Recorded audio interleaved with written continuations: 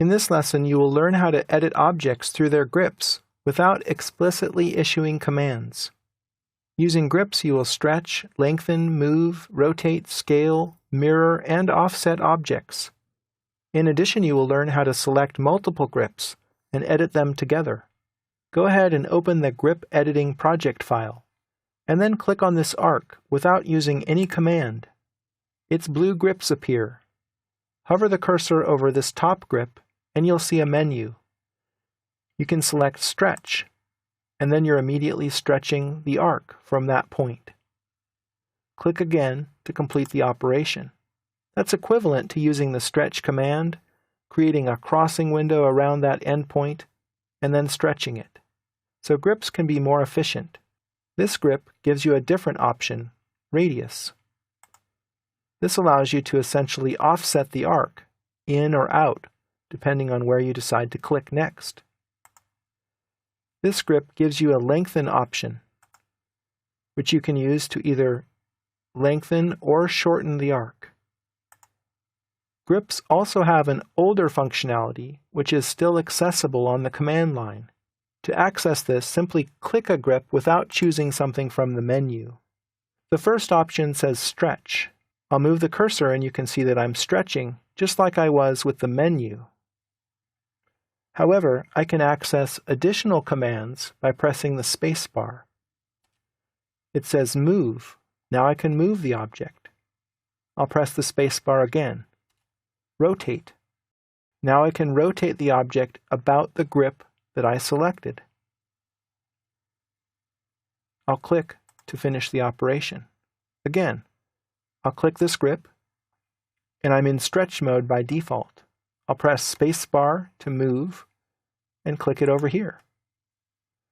I'll click this grip this time, and then press the space bar to cycle through these prompts. Stretch, move, rotate, and then scale. Scale is a bit tricky to use because it's so sensitive. I can't scale it down here. So this is better used with a scale factor. I'll type in 0.5 and type enter, and I made the arc half as big.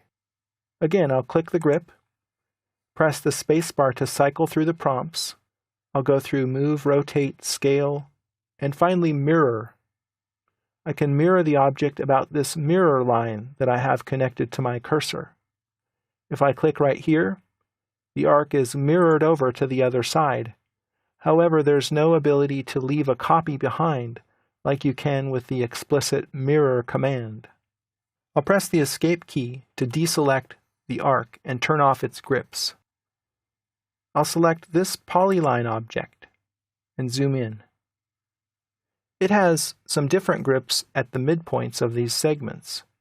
You can use these to stretch the polyline, and I'll turn on ortho so that I can do this vertically.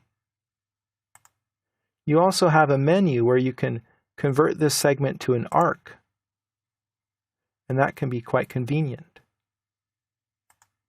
Additionally, you can add a vertex.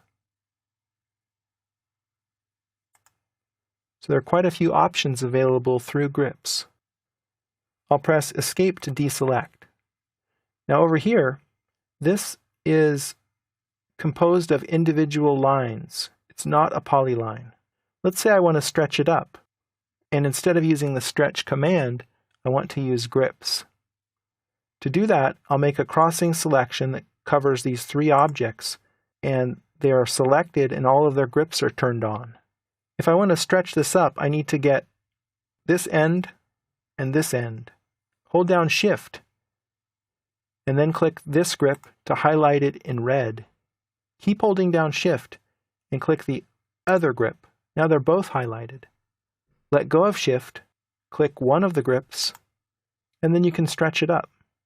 In this way, you can select multiple grips, and then do grip editing on what you select. Finally, press Escape to deselect the objects and turn off their grips. So you have learned how to edit objects directly with grips without having to invoke specific deformation commands. This can be a great time saver.